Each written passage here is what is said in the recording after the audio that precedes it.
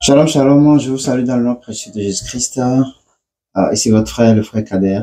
Nous rendons grâce au Seigneur qui nous a encore accordé le privilège et la grâce de se tenir encore sur ses pieds en tant que ses enfants. Et je bénis le nom du Seigneur pour ta vie, pour ma vie également, lui qui nous a préservés de toutes sortes de mal, de toutes sortes de situations que nous ne pouvons pas voir, des situations qui devaient être dramatiques, que le Seigneur nous a préservés jusqu'à aujourd'hui. C'est un privilège. Si tu vis, c'est une grâce. Si tu respires, c'est une grâce. Alors aujourd'hui, nous allons parler d'un petit truc, mais qui est en réalité une grande chose, que c'est quelque chose que les gens minimisent, que la plupart du temps aujourd'hui, les gens ne sont plus trop focalisés sur ça. Et alors que c'est la plus grande chose que le Seigneur attend de chacun de nous. Et le Seigneur a attiré mon attention sur ça depuis la semaine passée. J'étais en train de méditer parce que ça me concerne aussi et ça concerne chacun de nous ici présents. Excusez. Chacun de nous ici présents. Et de quoi nous allons parler, c'est aujourd'hui, nous remarquons que nous sommes beaucoup plus excités, beaucoup plus, nous courons beaucoup plus sur les avoirs, sur les choses de ce monde. Et vous allez voir la plupart du temps, à l'église ou même entre chrétiens, la plupart de nos prières montent vers les choses que nous voulons, les choses que nous désirons, les choses que nous voulons voir, les choses que nous espérons, les promesses du Seigneur. N'est-ce pas? Mais la parole dit, lorsque le Fils de l'homme reviendra, trouvera-t-il la foi sur la terre? Quand je médite profondément sur ça, c'est-à-dire la mission principale que le Seigneur Jésus-Christ nous a laissée, celui d'évangéliser, le Seigneur à son retour va trouver que les gens seront beaucoup plus occupés aux choses de cette terre, aux choses de cette vie, les choses passagères, les choses qui vont disparaître. Alors que lui, sa parole ne va pas disparaître. Il va retrouver les gens beaucoup plus concentrés, beaucoup plus à la recherche des choses de ce monde. Il ne va pas trouver les gens occupés à la mission, occupés au salut des âmes. Et ça, c'est une grave erreur. Je suis concerné, tu es concerné.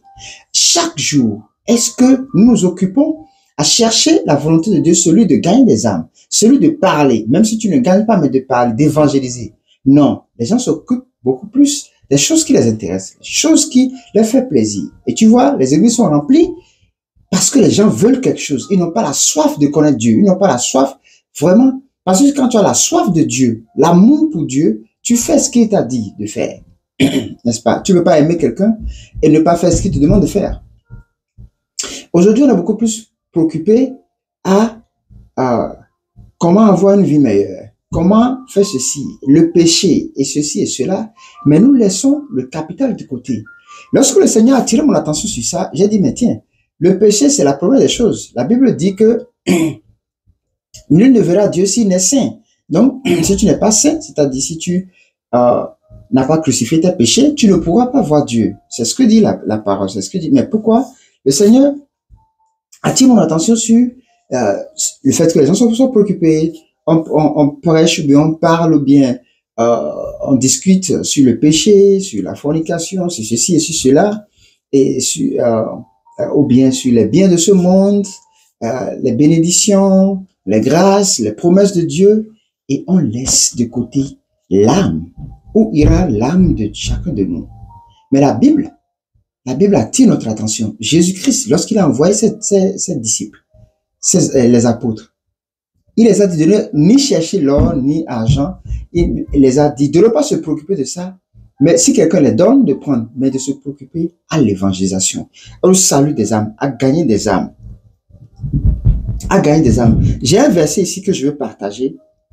Et c'est le Seigneur Jésus qui parle. Dans Matthieu 10, nous allons lire à partir du verset du verset 7. Matthieu 10, Matthieu chapitre 10, verset 7. Il dit, je lis au nom de Jésus-Christ, allez, prêchez et dites, le royaume des cieux est proche. Guérissez les malades, ressuscitez les morts, purifiez les lépreux, chassez les démons. Vous avez reçu gratuitement, donnez gratuitement.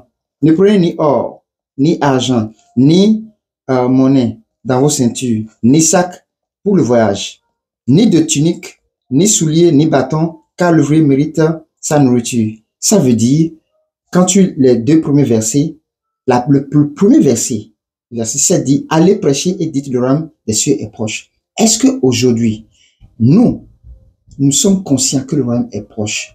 Les gens ont oublié. Nous avons oublié que le royaume des cieux est proche. Nous avons oublié que Jésus-Christ revient bientôt.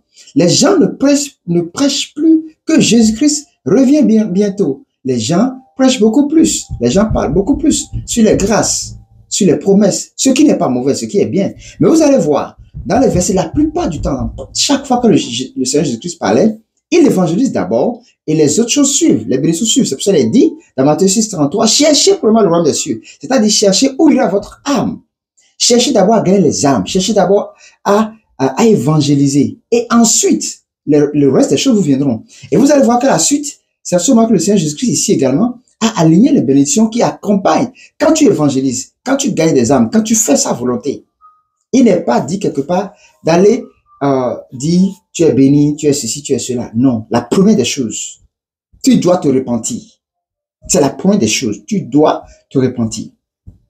C'est le premier, quand Jésus-Christ a commencé son ministère, la première phrase, il a commencé par l'évangélisation, en disant, repentez-vous, car le royaume des cieux est proche. Et il dit ça chaque fois. Donc, la première des choses, c'est que les gens se repentissent. Ça veut dire que à chaque fois qu'on parle, à chaque fois qu'on prêche, à chaque fois qu'on évangélise, à chaque fois qu'on prophétise, à chaque fois qu'on exhorte, quel que soit ce qu'on fait dans le ministère quelconque, la première des choses, c'est l'évangélisation et toute chose vient. C'est-à-dire la repentance des péchés. Rappeler aux gens que Jésus-Christ vient bientôt. Tu ne sais ni l'heure ni le temps. Mais là où tu es, si tu as un péché, tu dois te repentir et te réconcilier avec le Seigneur. Car là où ton âme ira est plus important demain que ce que tu es en train de vivre aujourd'hui. Tu peux avoir des bénédictions ci et ça, mais si ton âme est souillée et tu n'es pas sûr que ton âme sera sauvée, il faut que tu te mettes en ordre avec le Seigneur.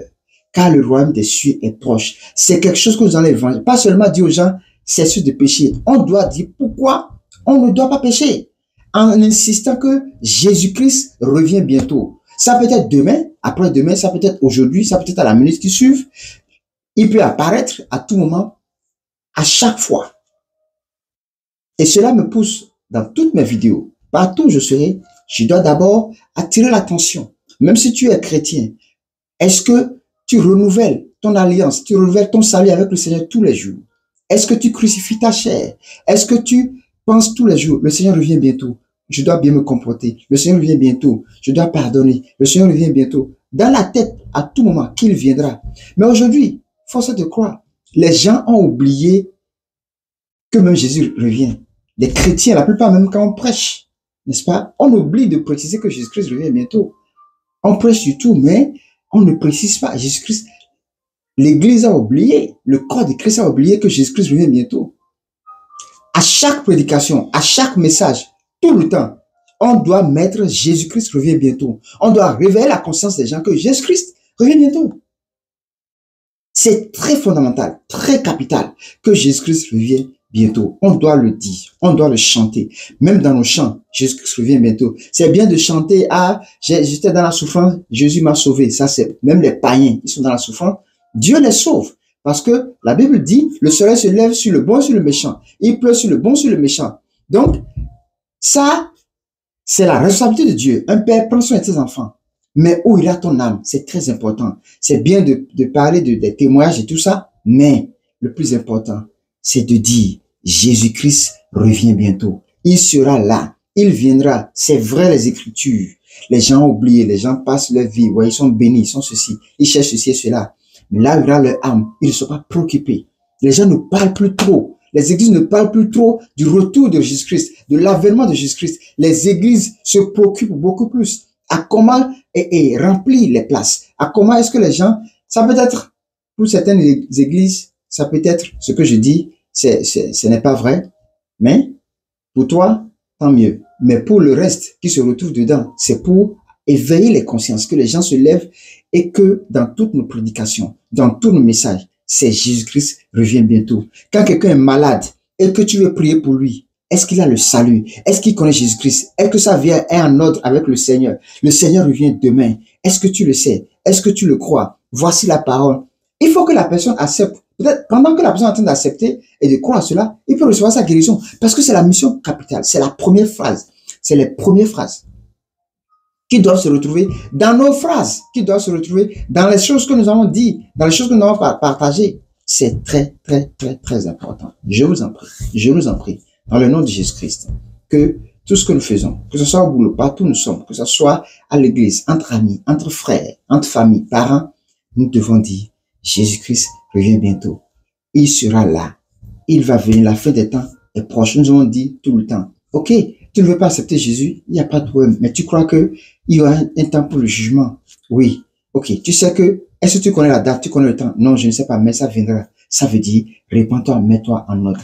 Et la Bible dit ici que la personne qui va revenir, ce n'est ni Mahomet, ce n'est ni Bouddha, ce n'est ni Krishna, ce n'est ni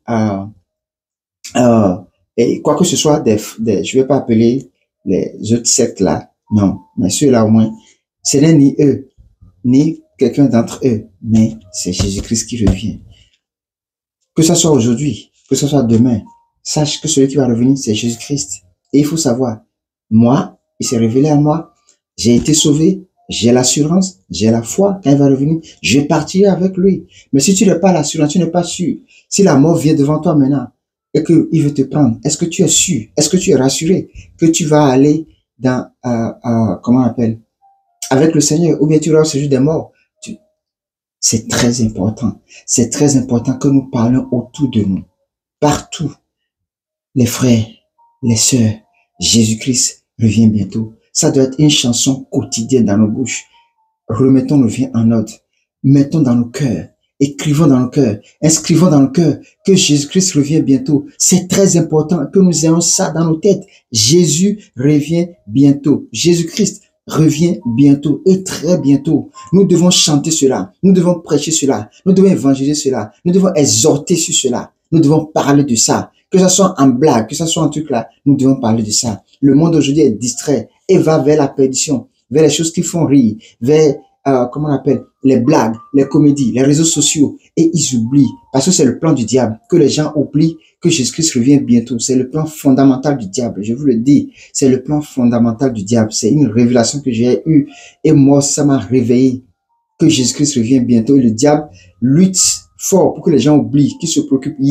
Allez à l'église, il n'y a pas de problème. Faites ceci. Mais ne vous rappelez pas que Jésus-Christ revient bientôt. Demeurez dans vos péchés. Demeurez dans les mêmes vies que vous avez. Demeurez dans le même cœur que vous avez, les faux cœurs. Demeurez dans les mensonges.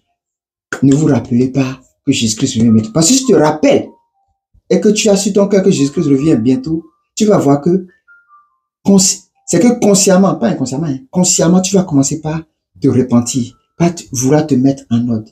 C'est important que l'Église revienne sur le chemin tout en prêchant, tout en parlant haut et fort, 24 heures sur 24. Jésus revient bientôt. Mettons nos vies en ordre. Nous ne savons ni l'heure, ni le jour, mais il revient bientôt. Quand on prêche, on doit mettre ça dedans. 1 ou 2 minutes, parler du retour de Jésus-Christ. C'est imminent et à tout moment. Mettons-nous en ordre. Répentons-nous à tous égards, tout en nous rappelant que Jésus revient bientôt. C'est ce message que j'ai pour vous. C'est ce que j'ai ce matin, que le Seigneur, nous allons revenir calmement avec des versets plus profondément, qui m'ont choqué, qui vraiment m'ont travaillé. Je pensais que j'étais en train de faire au moins l'œuvre du Seigneur, mais le Seigneur m'a dit, toi-même, est-ce que tu, chaque jour, médites sur ce que je reviendrai? Est-ce que je vais te retrouver dans ton cœur, tout en méditant que, oui, je serai là. Oui, le Seigneur vient bientôt. Le Seigneur sera là tous les jours. C'est très important. Shalom chez vous. Que le Seigneur nous garde, nous préserve, qu'il nous protège et qu'il garde notre conscience éveillée sur ça. Shalom chez vous. Que le Seigneur nous bénisse et que vraiment, il inscrit ces paroles dans nos cœurs, que chaque jour, on soit conscientisé que Jésus revient bientôt. Paix chez vous et à demain par la grâce du Seigneur, s'il ne revenait pas.